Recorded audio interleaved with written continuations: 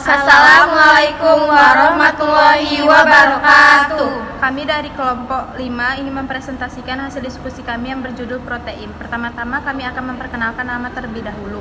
Nama saya Lulu Ilma Koirunisa. Nama saya Hasanah Pitasari. Nama saya Kiki Nurfadilah. Nama saya Meisya Aulia.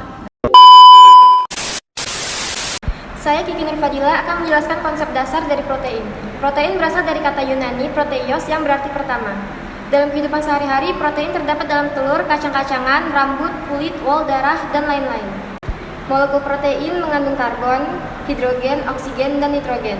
Beberapa mengandung besi, mangan, tembaga, dan iodin. Molekul protein sangat besar. Massa molekul relatifnya berkisar 10.000 sampai beberapa juta satuan massa atom. Jika protein dalam air dididihkan dalam suasana asam atau basa encer atau menggunakan katalis enzim tertentu dalam pencernaan, maka molekul-molekul protein dihidrolisis menjadi asam-asam amino. Jadi, protein merupakan polimer dari asam amino. Selanjutnya ada asam amino. Asam amino adalah senyawa dengan molekul yang mengandung gugus fungsi amino dan karboksil. Dari hasil hidrolisis protein dapat diperoleh 20 jenis asam amino. Selain itu, terdapat ratusan jenis asam amino hasil sintesis. Jika gugus amino terikat pada atom C pertama setelah gugus karboksil, maka disebut asam alfa amino. Jika gugus amino terikat pada atom C kedua setelah gugus karboksil, maka disebut asam beta amino.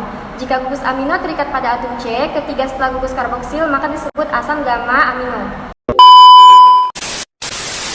Saya Hasanah Pitasari akan melanjutkan presentasi dari Kiki Nurfadilah. Struktur molekul protein. Molekul protein tersusun atas satuan-satuan asam amino yang berikatan melalui ikatan peptida yang terbentuk akibat penggabungan molekul asam amino atau monopeptida dengan mengeluarkan molekul air polimerisasi kondensasi. Selanjutnya ada struktur sekunder protein. Struktur sekunder merupakan penataan rantai polipeptida dari molekul panjang protein. Rantai polipeptida dapat memilih dan melipat sehingga membentuk berbagai bentuk molekul protein. Struktur sekunder ditentukan oleh ikatan hidrogen antara pasangan elektron bebas oksigen pada gugus karbonil suatu asam amino dengan atom H yang terikat pada nitrogen asam amino lain.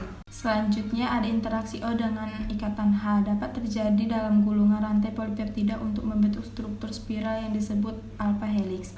Jenis struktur sekunder ini membentuk sifat elastisitas protein dan ditemukan dalam protein seperti wol, rambut, dan tendon.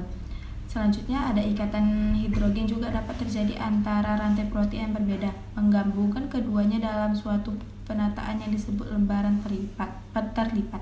Struktur ini terdapat dalam sutra, seratnya bersifat fleksibel, tapi sangat kuat dan tahan renggangan.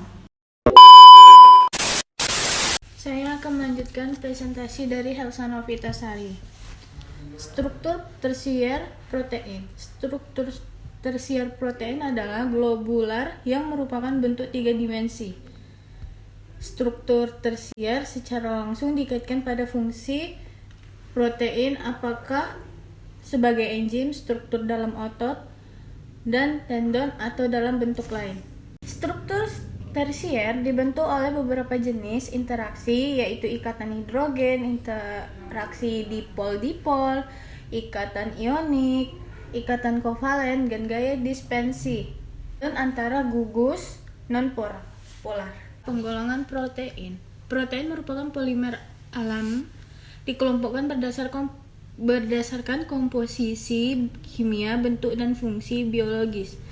Berdasarkan komposisinya terbagi menjadi 2, yaitu protein sederhana dan protein terkonjugasi. Kalau protein sederhana, protein yang tersusun atas satuan asam amino saja. Contohnya valin, glisin, dan alanin. Sedangkan protein terkonjugasi ialah protein yang tersusun atas sejumlah asam amino dan yang bukan asam amino. Contoh hemoprotein, glikoprotein, metal protein, lipoprotein, fosfor protein. Berdasarkan bentuk, protein terbagi menjadi 2, protein serat dan protein bujur telur. Protein serat berbentuk serat panjang yang tidak larut dalam air, terdapat dalam kulit, rambut, dan jaringan pengikat. Sedangkan protein bujur telur berbentuk bujur telur atau bulat lonjong yang larut dalam air, bersifat dinamis dan mudah berdifusi. Terdapat dalam enzim albumin dan globulin. Protein serat terbagi menjadi dua kan, kolagen dan keratin. Kolagen itu protein pokok jaringan pengikat dari tulang, gigi, dan tendon. Sedangkan keratin protein pokok dari kulit, kuku, sayap, dan rambut. Baik, saya Luilma akan melanjutkan presentasi yang dari teman saya Mesya Aulia. Berdasarkan fungsi biologisnya, enzim, protein yang berfungsi sebagai biokatalisator, contohnya amilase, mengubah tepung menjadi gula, tripsin, mengubah protein menjadi asam amino, lipase, mengubah lemak menjadi gliserol dan asam lemak. Selanjutnya, protein transport. Protein yang berfungsi sebagai pengikat dan pengangkut. Contohnya, protein dalam hemoglobin yang berfungsi mengikat oksigen dari paru-paru dan membawanya ke jaringan perifer. Selanjutnya ada protein nutrien dan penyimpan. Protein yang berfungsi sebagai gudang makanan. Contohnya, protein dalam biji-bijian, beras, dan gandum. Selanjutnya, protein struktur. Protein yang berfungsi sebagai penyangga untuk memberikan kekuatan struktur biologis. Contohnya, protein dalam rambut, kuku, dan bulu ayam. Lalu selanjutnya ada juga protein pengatur. Protein yang berfungsi mengatur aktivitas fisiologis multiseluler. Contohnya, protein dalam hormon. Lalu ada kontraktif. Protein yang berfungsi untuk memberikan kemampuan suatu sel dan organisme untuk bergerak dan mengubah bentuknya. Contohnya itu protein pada miosin dan aktin yang berfungsi untuk kontraksi otot. Dan yang terakhir ada protein pertahanan atau antibodi. Protein yang berfungsi untuk melindungi organisme dari serangan penyakit. Contohnya adalah dalam imuglobin, fibrinogen, dan trombin. Selanjutnya kita masuk ke identifikasi protein. Ada 3. Yang pertama itu ada uji bioret. Bioret terdiri dari campuran larutan NaOH 0,1 mol dan larutan CuSO4 1%. Larutan digunakan untuk mengetahui adanya ikatan peptida pada suatu senyawa. Jika dalam suatu senyawa yang diuji banyak terdapat ikatan peptida, maka dengan uji bioret akan memberikan warna ungu, misalnya protein. Jika senyawa yang diuji tidak mengandung ikatan peptida, akan menghasilkan warna merah muda, misalnya urea. 2. Ada uji xanthoprotein. Larutan yang terdiri dari campuran HNO3 pekat atau campuran larutan asam cuka pekat dengan asam sulfat pekat. Uji ini digunakan untuk mengetahui adanya inti benzena dalam molekul protein.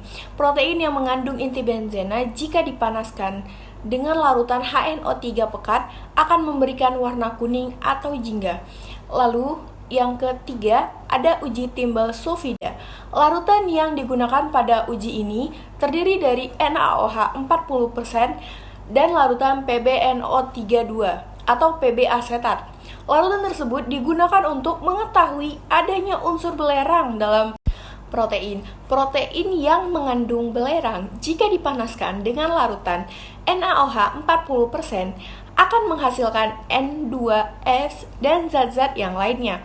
Kemudian ditetesi dengan PbNO3 atau Pb asetat yang memberikan warna coklat sampai kehitaman dari PbS yang terbentuk.